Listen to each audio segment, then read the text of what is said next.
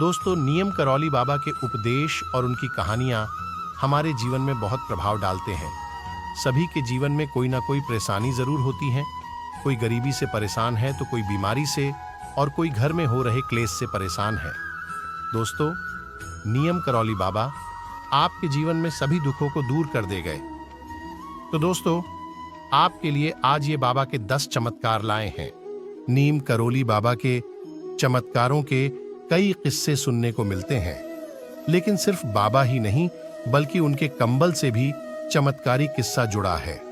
नीम करौली बाबा को इस युग का सबसे महान संत माना जाता है। बाबा का वास्तविक नाम लक्ष्मी नारायण शर्मा था।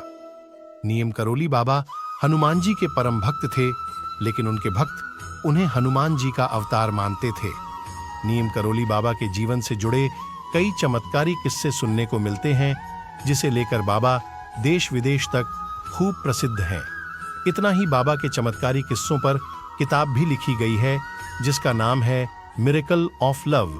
Miracle of love. इस किताब में बाबा के चमत्कारों के कई किस्से बताए गए हैं। इस किताब में बाबा के बुलेट प्रूफ कंबल से जुड़ी एक घटना का भी जिक्र मिलता है। नीम करौली बाबा के बुलेट प्रूफ कंबल की कहानी। नीम करौली बाबा हमेशा ही कंबल ओढ़ा करते थे।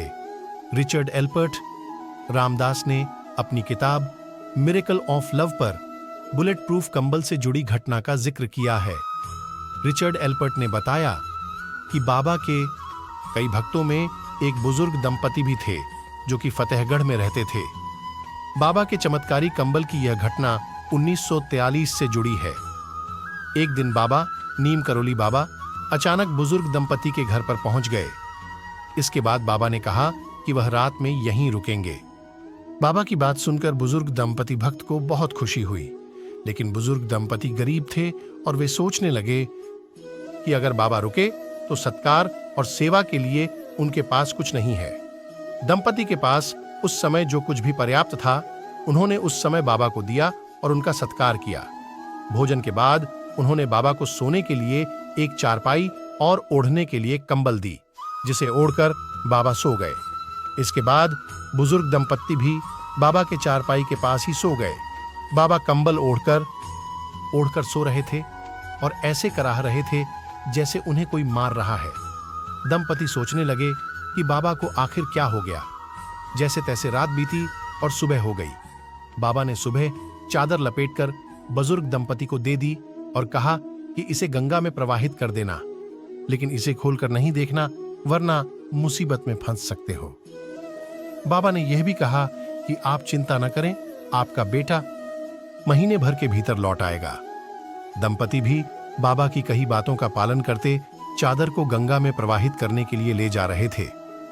चादर लेकर जाते समय दंपति को ऐसा महसूस किया हुआ कि चादर में कुछ लोहे जैसा सामान है, लेकिन बाबा ने तो खाली चादर दी थी।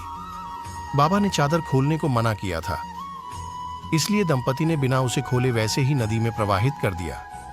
बाबा के कहेनुसार 1 महीने बाद बुजुर्ग दंपति का बेटा भी बर्मा फ्रंट से घर लौट आया।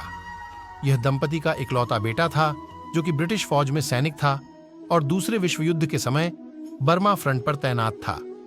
बेटे को घर पर देख बुजुर्ग दंपति की खुशी का ठिकाना नहीं रहा, लेकिन बेटे ने अपने माता पिता को ऐसी घटना के बारे में बताया जिसे सुनकर वो हैरान रह गए। बेटे ने कहा कि लगभग महीने भर पहले एक दिन वह दुश्मन फौजों के बीच घिर गया और रात भर गोलीबारी होती रही। इस युद्ध में उसके सारे साथी भी मारे गए, लेकिन वह अकेला बच गया। बेटे ने कहा कि मैं कैसे बच गया, यह मुझे भी मालूम नहीं। उसने कहा कि उस पर खूब गोलीबारी हुई, लेकिन एक भी गोली उसे नहीं लगी। रात भर वह जापानी दुश्मनों के बीच लड़ता रहा और जीवित बच गया।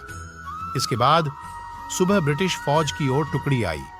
दरअसल यह वही रात थी जिस रात नीम करौली बाबा बुजुर्ग दंपति के घर आए और रुके थे।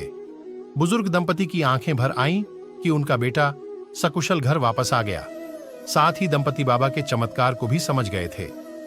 यही कारण है कि अपनी किताब मिरेकल ऑफ लव में रिचर्ड एल्पर्ट ने इस कंबल को बुलेट प्रूफ कंबल कहा है। आज भी कैंची धाम स्थित मंदिर नीम करौली बाबा आश्रम कैंचीधम में बाबा के भक्त कंबल चढ़ाते हैं। बाबा खुद भी हमेशा कंबल ओढ़ा करते थे। दोस्तों, अगर कहानी अच्छी लगी हो तो चैनल को सब्सक्राइब कर दी और वीडियो को लाइक कर दी और कमेंट बॉक्स में जय हनुमान या जय नीम करोली बाबा जरूर लिख दे।